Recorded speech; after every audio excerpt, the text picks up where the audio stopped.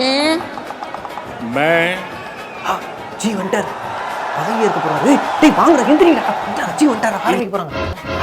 என்ன தொடுப்புன்னா உடம்பு சரியில்லை தானே, எனக்கு சூடா இருக்குல்ல. நைட் தூங்கும்போது அக்கல்ல வெங்காயம் வச்சியா? இதெல்லாம் நான் எப்பயே பண்ணிட்டேன்டா. பாதுகாப்பு படை அதிகாரிகள் எல்லாரும் கூட இருக்கும் போது அக்காவை யாரு இப்படி அடிச்சது?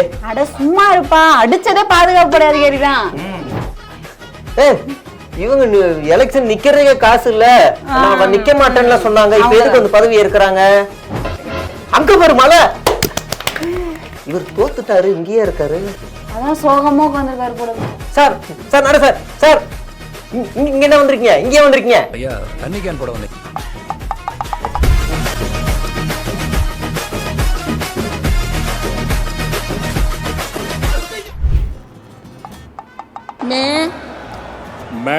ஜி வந்துட்டார். பதவி ஏற்க போறாரு. டேய் வாங்கடா எந்திரிடா. ஜி வந்துட்டார். ஆரம்பிக்க போறாங்க.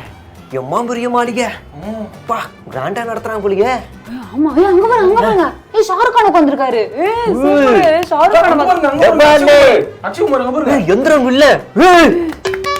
சூப்பர்ல. அங்க பாருங்க. கங்கனா சந்திரமுகி உட்கார்ந்திருக்காங்க. இங்க பாருங்க. இரியா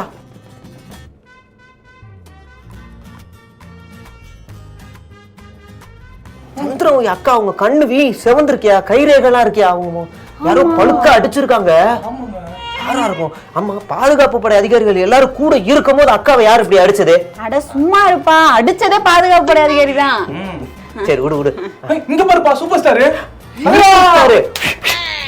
குட்டி சவத்தை எட்டி பார்த்தா கோடி பேரு.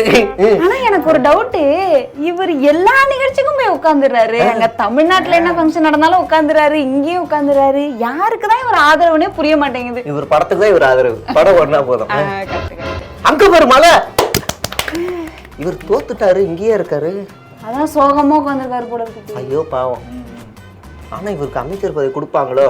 இருக்குமோ? கிளப்பி விட்டுருக்காங்க அவங்க ஆர்வம் தான், நம்பாதீங்க. அக்கா பாரு, டுமிலி சேகா அக்கா. அக்கா ஏன் சோகமா இருக்காங்க? பாவம். ஆமா, அப்புறம் ஆளுநர் பதவி விட்டுட்டு வந்தாங்க. தோத்தாலும் அமைச்சர் பதவி கொடுப்பாங்க நம்பிக்கையோட இருந்திருப்பாங்க. இப்படி ஆயிப்போச்சு. கொடுக்கல. பாவம். இங்க பாருங்க மிம்மி. இவங்க எலெக்ஷன் நிக்கிறதுக்கே காசு இல்ல, நான் நிக்க மாட்டேன்னு சொன்னாங்க. இப்ப எதுக்கு வந்து பதவி ஏற்கிறாங்க? என்ன டெபாசிட் இது தெரியல, என்னமோ அப்படி கொடுத்து நல்ல திறமையான ஆளை தான் கொடுத்துருக்காங்க போல. அதாவது இந்திய மதிப்பெண் அந்த ரூபாய் நோட்டு சரியில்லை, டாலர் தான் உயர்ந்திருக்குன்னுவாங்கல்ல, அதனால திறமையான ஆள் அவங்க கொடுத்துருக்காங்க. அங்க பாருங்க யோகியா செக்யூரிட்டி மாதிரி ஓரமா நிக்க வச்சிருக்காங்க. ஏமா சோகமா இருக்காரு? அது அவங்க ஸ்டேட்டை நம்ம கோட்டைன்னு காமிச்சிட்டு இருந்தாங்கல்ல, அது வந்து இப்போ வந்து பாதிக்கு பாதி கூட வாங்க முடியாத நிலைமைக்கு தள்ள போயிடுச்சம்மா. என்னத்த செய்ய, இதுல வேற அந்த இவங்க இன்னொரு கட்சிக்காரங்க இருக்காங்கல்ல, பகுஜன், அவங்களும் இவங்க பக்கம் இந்த பக்கம் சிவப்பு தொப்பி கூட வந்திருந்தா இவர் இன்னும் தோத்துருப்பாராம். அதனால இவர் மேல கோபமா இருக்காங்களாம். அதனால இவர் ஓரம் கட்டுறாங்களாம் கட்சிக்குள்ளேயே. வேற யாரு இருக்கா? அங்க பாருங்க நித்தின் இருக்காரு பாருங்க. நித்தினா இது ஏன் ஒரு சோகமா கைத்தட்டவே மாட்டாரு, சிரிக்கவே மாட்டாரு? இவ்வளவு பெரிய ஃபங்க்ஷனு எனக்கு தெரியும். ஏன்னா இந்த தாய் கழகம் இருக்குல்ல, ஜேஎஸ்எஸ் ஏதோ அவங்களது, அது விதிப்படி அதுலயும் தலைவராக தான் இருக்காரு. விதிப்படி 3ஆவது முறை தலைவரா ஒரே ஆள் போடக்கூடாது. இவரு தான் பிஎம் ஆகணும்னு ஒரு டாக் போயிட்டு இருந்திருக்கு. ஆனா ஓவர்டேக் பண்ணி நம்ம ஜி பிஎம் ஆயிட்டார்ல, அதனால இவர் கொஞ்சம் வருத்தம். கை கொடுத்து தட்ட மாட்டாரு, எவ்வளவு இருக்க மாறு. சிரிச்சுக்கிட்டே காட்டி கொடுக்காதீங்க. அங்க பாருங்க, தமிழ்நாட்டுல இருந்து எல் முருகன் அவர் இருக்காரு. இவரு தோத்துட்டாருல்ல, இவரு 2 முறையும் தோத்தாரு. ஆனா இந்த கேம் நல்லா இருக்குல்ல, தோத்தா கூட பதவி தராங்க, ஜாலியா இருக்குல்ல. மக்கள் நிராகரிச்சாலும் பதவியா? அக்கா நல்லா இருக்கு. இங்க பாருங்க, நாட்டாம நம்ம நாட்டாம என்ன இங்க என்ன வந்திருக்காரு? சரி அவர்கிட்ட கேட்பான்.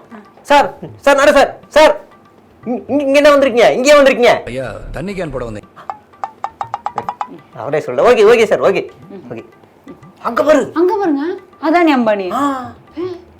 ஆமா, இந்த நாட்டை கொள்ளையடிச்சவங்க எல்லாம் கருப்பு பணத்தை டெம்போல எடுத்துட்டு சுத்திட்டு இருக்காங்க.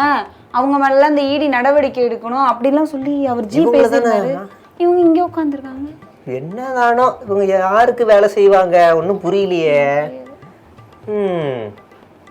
பா எவ்வளவு எம்பிங்க, எவ்வளவு கிராண்டா நடக்குதுல்ல. ஆமா, இவ்வளோ பேர் அமைச்சர் ஆயிருக்காங்களே, இதுக்கப்புறம் மக்களுக்காக ரொம்ப கஷ்டப்படுவாங்கல்ல. மூஞ்சி, இவங்கெல்லாம் எம்பி ஆயிருக்காங்களே, இவங்களுக்கு கிடைக்கிற சலுகை என்ன தெரியுமா? வாயை பொழந்துருவ சொன்னா. இப்போ மாநிலங்களவை இருக்கே, தமிழ்நாட்டை பொறுத்த வரைக்கும் 34 எம்எல்ஏ சேர்ந்து ஒரு மாநிலங்களவை உறுப்பினரை தேர்ந்தெடுக்கணும். அப்படி தேர்ந்தெடுக்கப்படுற மக்களால், அதாவது தேர்ந்தெடுக்கப்படாத அந்த மாநிலங்களவை உறுப்பினருக்கு மாச சம்பளம் 50,000, அது இல்லாம அலுவல் படின்னு ஒரு 80,000, சேர்த்து 1,30,000 சம்பளம். இதுல ஹைலைட் என்னன்னா, இதுக்கு வருமான வரியே கட்ட வேணாமா அவங்க. அது இல்லாம எந்த நேரம் வேணாலும் எப்ப வேணாலும் இந்தியா முழுவதும் ஃபர்ஸ்ட் கிளாஸ்ல ட்ரெயின்ல எப்ப வேணாலும் போயிட்டு வந்துகிட்டே இருக்கலாமா. ஆமா, அப்புறம் அந்த பிளைட்ல ஒரு வருஷத்துல 34 வாட்டி ஜாலியா போயிட்டு வரலாம். அதே மாதிரி இந்த நாடாளுமன்ற கூட்டம் நடக்குதுன்னு வைங்களேன், குடும்பத்துல இருக்கவங்க கணவர் இல்ல மனைவி அவங்கள கூட 8 முறைக்கு பிளைட்ல கூப்பிட்டு போயிட்டு வரலாம் சொந்த ஊர்ல இருந்தே. இது மட்டும் இல்ல, இந்த எம்பிக்கு டீசல் செலவு, தங்குற செலவு, மின்சார செலவு, ட்ரெஸ் வாஷ் பண்றது, உணவு, போன் பில்லு, இது எல்லாமே ஃப்ரீ, கம்ப்ளீட்லி ஃப்ரீ. ஆமா, இவ்வளவு சலுகை இருந்தும் பாதி எம்பி கூட்டத்துக்கே போறது இல்ல. இதுல ஹைலைட் என்னன்னா, தமிழ்நாட்டுல கடைசி, அதாவது போகவே இல்லாம அட்டெண்டன்ஸ்ல கடைசி லேகா வச்சிருக்காங்கல்ல, அதுல யாருன்னா நம்ம மாம்பழம் கட்சியை சேர்ந்த அவரு மணி, அவர் தான் இருக்காரு. ஆமா, அவர் தான் கடைசி. இதுல இன்னொன்னா, பாதி எம்பி மேல குற்ற பத்திரிகைலாம் இது கிரிமினல் வழக்கெல்லாம் வேற இருக்கு. மீதி பேர் மக்களால் தேர்ந்தெடுக்கப்படாமலே எம்பி ஆகி அமைச்சரை வேற ஆயிடுறாங்க. யார பாக்குறாங்க, இறங்க இறங்க இறங்க, ஓடிடலாம் ஓடிடலாம்.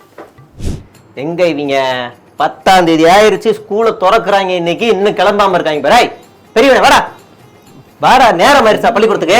கொஞ்சம் நோருங்க. என்ன தேடுற, என்ன தேடுற? இந்த பேக் வச்சேன். முதல் 4 பேக் எப்படிடா தேவைப்படும்? ரஃப் நோட் மட்டும் போதும். என்னன்னா வாங்கணும்னு அவங்க சொல்லுவாங்க, அதை மட்டும் வாங்கு. என்ன நேரம் ஆயிருச்சா இல்லையா பள்ளிக்கூடத்துக்கு?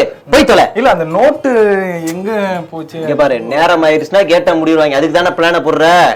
அதுக்கு என்ன தொட்டுக்குறேன்னா உடம்பு சரியில்லை தானே, எனக்கு சூடா இருக்கு. நைட்டு தூங்கும்போது அக்கல்ல வெங்காயம் வச்சியா? இதெல்லாம் நான் எப்பயே பண்ணிட்டேன்டா. போ பள்ளிக்கூடத்துக்கு போ. வாந்தி வர மாதிரி, வாந்தி வர மாதிரி இருக்க. அம்மா வச்ச பழைய தண்ணியை குடிக்கும் போதே தெரியும் அங்க குடிச்சிங்க வந்து கக்குவேன்னு. நீ என்ன சீனை போட்டாலும் சரி, முதல் நாள் சென்டிமெண்டா நீ பள்ளிக்கூடத்தை போய் தான் ஆகணும். அப்பதான் அந்த வருஷம் விளங்கும். இல்லைன்னா நீ ஃபெயில் ஆகி போயிருவ. இன்னைக்கு ஒரு நாள் மட்டும் நான் போடா, போயிடா, போடா போடா. இருடா, தங்கச்சி கூட்டு போடா. தங்கச்சி வாமா வாமா, அண்ணா உங்க ஸ்கூலுக்கு போமா, வாமா வாமா, கிளம்புமா, பள்ளிக்கூட போமா. அப்பா, நான் 2-3 நாள் பாட்டி வீட்லயே தங்கி இருந்தேன்ல, ஒரே பாட்டி ஞாபகமாவே இருக்குப்பா, கண்ணுக்குள்ளேயே நிக்கிறாங்க. அதான் ஒரு வாரம் அவங்க கூட இருந்துட்டு வரலாமான்னு பாக்குறேன். நம்ம அம்மா சென்டிமெண்ட் டச் பண்ணிட்டாலே. சரிம்மா, நீ என்ன பண்ணு, அடுத்த வாரம் திங்கக்கிழமையில இருந்து போ. சரியா? நீ போ, நான் அம்மாக்கு ஃபோன் பண்ணி சொல்றேன். பாட்டி பேத்தி வருவா, பாத்துக்கன்னு சொல்றேன். நீ போ, பாத்து போ, என்ன பாத்து போ. பா, நானும் தாத்தா வீட்டுக்கு போயிட்டு இருந்துட்டு வரேனே. தாத்தா ஞாபகமா இருக்கா? நீ அங்க போனா கூழ் இப்ப வாயில வச்சுட்டு கும்பா நாங்க துத்துவோம், நாங்க ஐயோ அந்த மாதிரி பண்றது தானே. போட 2K கிட்ஸ். ஏன் 2K கிட்ஸ்லாம் எருமாடு மாதிரி வளர்ந்துருக்காங்க இப்பெல்லாம்.